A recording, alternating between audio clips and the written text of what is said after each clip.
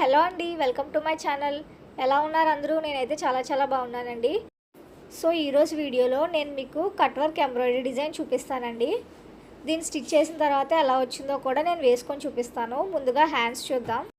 Hands వచ్చేసి ఇలా 3 layers వస్తాయండి. కట్ వర్క్లో ఇలా మొత్తం ఫ్లవర్స్ వస్తాయండి. దీంట్లో red, blue, green 3 colours use చేసాము.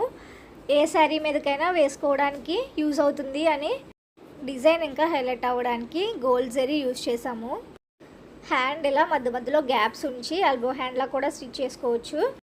లేదా ఇలా 3 లైన్స్ కట్ చేసి ఒకదాని మీద ఒకటి ప్లేస్ చేసి ఫ్రిల్స్లా కూడా స్టిచ్ చేసుకోవచ్చు. ఇక్కడ చూపిస్తున్నా కదండి, ఆ విధంగా ఇలా కూడా స్టిచ్ చేసుకోవచ్చు. ఇది షార్ట్ హ్యాండ్ వస్తుంది అలా అయితే. సో ఇప్పుడు నెక్ చూద్దాం. నెక్ కూడా సేమ్ ఇలాగే కట్ వర్క్ వస్తుంది చుట్టూ, అండ్ నెక్ చుట్టూ ఇలా ఫ్లవర్స్ వస్తాయండి.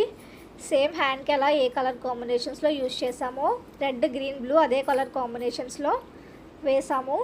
ఫ్రంట్ పార్ట్కి కూడా సేమ్ అలా కట్ వర్క్ వచ్చి ఫ్లవర్స్ వస్తాయండి. ఈ డిజైన్కి హైలైట్ ఏంటంటే హిప్ బెల్ట్ అండి. చూడండి చాలా బాగుంది కదా.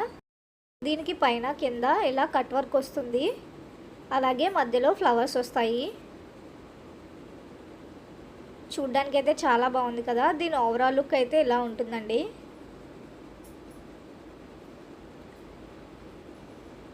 ఫినిషింగ్ అయితే చాలా బాగుంది. స్టిచ్ చేశాక ఎలా ఉందో నేను మీకు ఇప్పుడు చూపిస్తానండి. వీడియో నచ్చితే లైక్ చేయడం అసలు మర్చిపోవద్దు. సో స్టిచ్ చేశాక ఇలా ఉంటుందండి. హ్యాండ్స్ అయితే ఇలా స్టిచ్ చేశానండి. 3 లేయర్స్లో వస్తాయి ఇలాగా. ఫినిషింగ్ చాలా బాగుంది. ఫ్రంట్ అయితే ఇలా వస్తుంది కట్ వర్క్ వచ్చి, అండ్ అలాగే బ్యాక్ వచ్చి ఇలా వస్తుందండి. బ్లౌజ్ ఎలా ఉందో కామెంట్ బాక్స్లో కామెంట్ చేయండి. ఈ బ్లౌజ్ ఏ శారీ మీదకైనా మిక్స్ అండ్ మ్యాచ్ చేసి వేసుకోవచ్చు. ప్లెయిన్ శారీస్ మీదకైతే లుక్ చాలా బాగుంటుంది. ఇప్పుడు హిప్ బెల్ట్ పెట్టుకొని చూపిస్తానండి. ఫైనల్గా లుక్ ఇలా ఉంటుందండి బెల్ట్ పెట్టుకున్న తర్వాత. వీడియో నచ్చితే లైక్ చేయండి, షేర్ చేయండి. మా ఛానల్ తప్పకుండా సబ్స్క్రైబ్ చేసుకోండి.